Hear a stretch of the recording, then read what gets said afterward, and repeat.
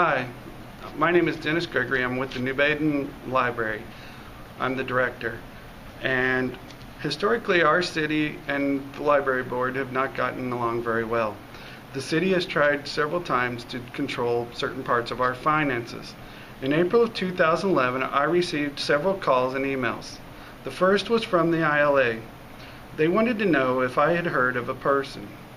I answered that he was our city administrator.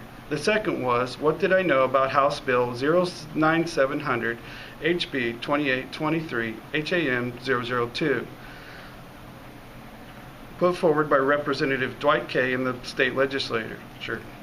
I had not heard of this bill, nor had knowledge of its content. The person at the other end said he would contact me later. The ILA called back a few hours later. He had traced that our city administrator, along with a former city administrator, had created a bill which allowed cities to change the levy of a library board under certain conditions. They had also written a new section which allowed for the dissolution of a board. The ordinance continued their power, allowing them to appoint a temporary board. Final approval for dissolution would be through a referendum. As I understand it, this would give the city the ability to take over the library and control finances, which was their goal.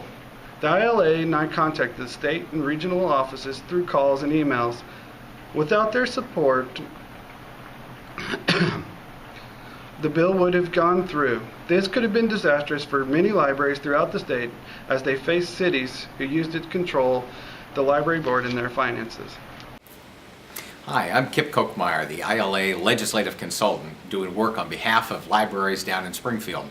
House Bill 2823 is a great example of how the Legislative Action Network for ILA can be brought into the process and have a positive outcome on a very important piece of legislation. First of all, this is one of those bills that got snuck into the process. The original bill had nothing to do with libraries, but they filed amendments which dramatically would have taken away the authority of municipal libraries, allowing a municipal government to simply direct the budget, eliminate the trustees, and essentially take away all of the independence from any individual municipal library. A very dramatic reduction in the authority and independence of libraries. ILA's job is to make sure that they can't sneak things like this through, and we were able to catch the amendment shortly after it was filed in Springfield.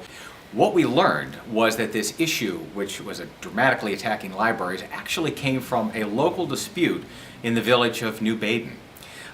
There, a local individual municipal government was looking at the possibility of taking over the library, but they didn't advise the library of this. They simply went to Springfield and filed an amendment that would have that effect. So the first task for ILA is to catch this. The second was to make sure that we alerted the local library where this issue first arose, to enlist their support, get background information, and begin to spread the word. They jumped in and became very active in talking to their local legislators, and those local advocates are the most effective in talking to the local legislators when an issue like this comes up. Another really important thing, and this is where land can really make the difference, is that we needed to let every legislator in the state know that this wasn't just a local issue. The way it had been drafted, it would have given the power of municipalities throughout the state to virtually wipe out their local independent library. And that's why we put out the word to everyone in the Legislative Action Network and said, now's the time. We will not ask you to call every week, but this is a time when we need you to pick up the phone and talk to your local legislator and tell them to oppose these amendments to House Bill 2823. This process worked just like it's supposed to because those contacts were made. Legislators began to hear that this was a much bigger issue than they'd first been led to believe, and the sponsor agreed to hold the amendment.